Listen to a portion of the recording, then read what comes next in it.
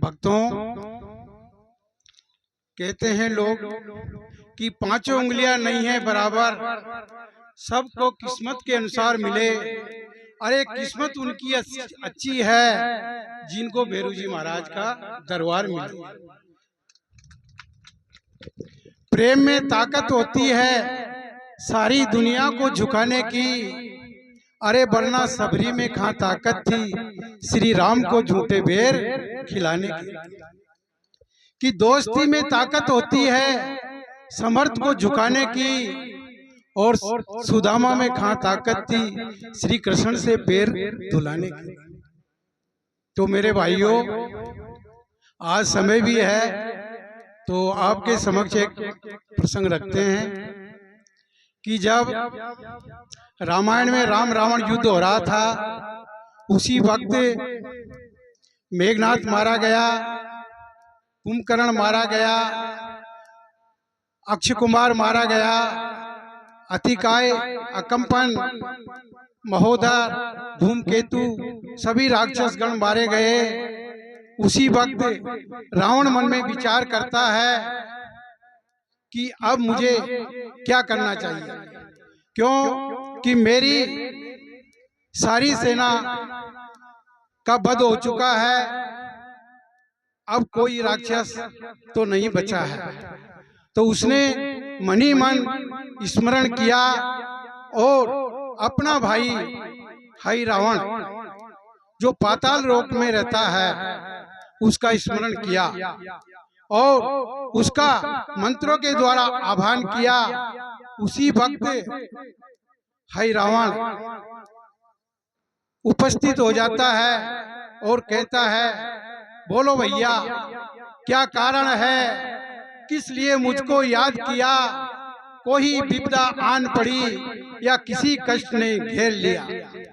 तो रावण कहता है, हे भाई हे रावण, राक्षसी सेना पूरी मारी गई है, कुंभकर्ण भी मारा गया है, जो इंद्र को जीतने वाला मेघनाथ था वो भी मारा गया है, अतिकाय अक्षय कुमार था वो भी मारा गया है, अब सेना में कोई वीर नहीं बचा है, अब क्या किया जाए। तो हई रावण कहता है, अरे भाई क्यों चिंता करते हो, मेरे पास वो विद्या है जिस विद्या से मैं राम लक्ष्मण को पाताल लोक में ले जाकर और देवी की बलि चढ़ा दूंगा। ये सुनते ही रावण के मन में संतोष आ जाता है और हई रावण रात के समय रामादल में जाता है। उसी वक्त हनुमान जी अपनी पूंछ के द्वारा रामादल में पहरा देते हैं। हई रावण ने देखा कि कहीं से भी कोई जगह खाली नहीं है, इसलिए मुझे इस रामादल में कैसे प्रवेश करना चाहिए। जब हई रावण विचार करता है और उसको कहीं भी जगह नहीं नजर आती है, तो उसने विचार किया कि मुझे विभीषण का रूप धारण कर लेना चाहिए। तो हई रावण रात के समय विभीषण का रूप धारण कर लेता है और रामादल में प्रवेश करता है। हनुमान जी जब पहरा दे रहे हैं तो उन्होंने सोचा कि विभीषण कहीं बाहर से आ रहे हैं, इसलिए इसको अंदर जाने दो। तो हई रावण अंदर उस कोट में प्रवेश कर जाता है, जिस कोट में जाना बड़ा कठिन है। तो हई रावण जब राम लक्ष्मण सो रहे थे, उसी वक्त दोनों को पाताल लोक में ले जाता है और उस पाताल लोक में ले जाकर देवी के समक्ष जाकर वहां सुला देता है। और जब सुबह होता है और रामादल में सभी जगते हैं, वहां न तो राम है और न लक्ष्मण है। सभी राम लक्ष्मण को ढूंढते हैं, किसी को राम लक्ष्मण दिखाई नहीं देते हैं। उसी वक्त हनुमान जी कहते हैं कि भाई रात को पहरा तो बड़ा अच्छा है, इस रामादल में कोई घुस नहीं सकता है। तभी जाकर विभीषण कहते हैं कि हे हनुमान जी, रात्रि में कौन आया था? तो हनुमान जी कहते हैं, अरे विभीषण जी, रात में तो आप ही आए थे। तो विभीषण कहते हैं, हे हनुमान जी, मैं तो रात में कहीं नहीं गया। हाँ, एक बात जरूर है कि मेरा रूप मेरा भाई हई रावण बना लेता है, तो मुझे ज्ञात हुआ है कि हई रावण पाताल लोक से आया है, वही राम लक्ष्मण को चुरा कर ले गया है।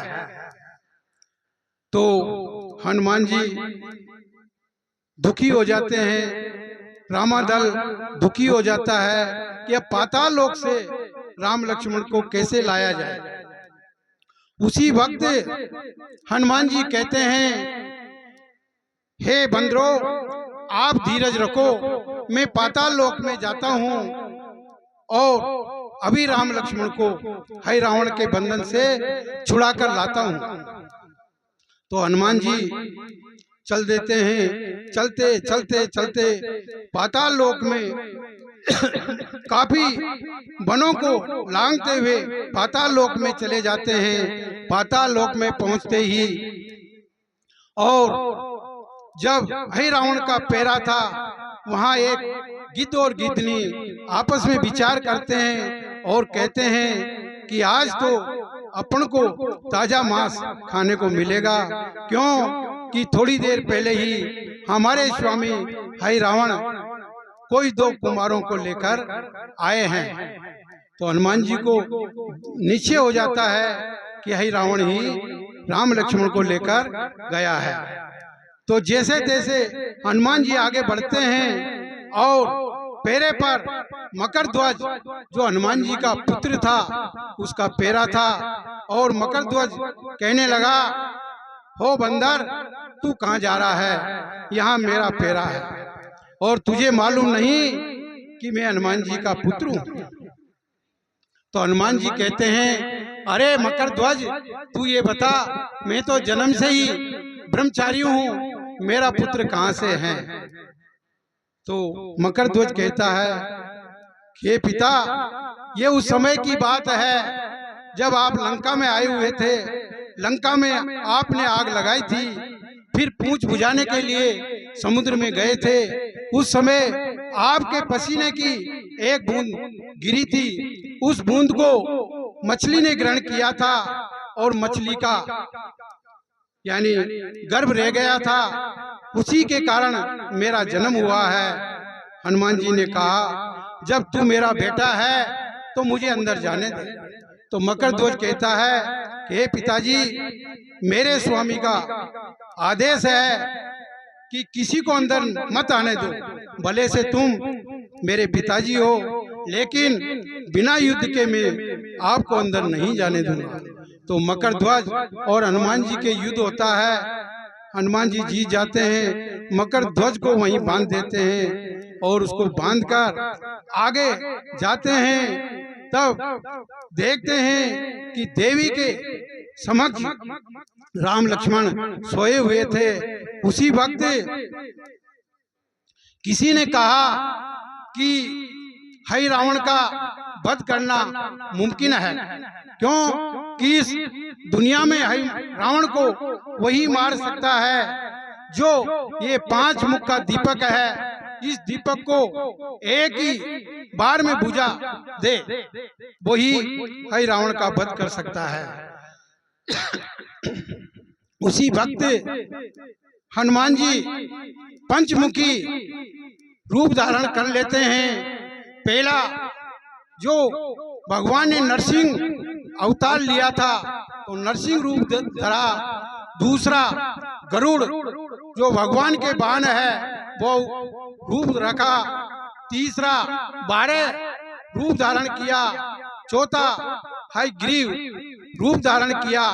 ऐसे 5 रूप धारण कर और हनुमान जी ने एक ही बार में उस दीपक को बुझा दिया। तो राक्षसों को विश्वास हो गया कि यही रावण को मार सकते हैं।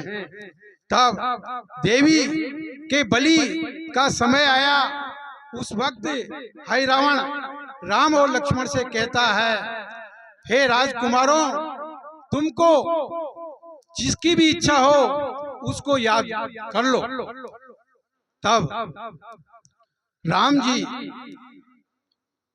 अपने भक्त हनुमान को याद करते हैं और कहते हैं कि कहा करी करतार ने, दूर पड़े हैं आए, और कहीं होते पवन सुत, तो करते नेक सहाय।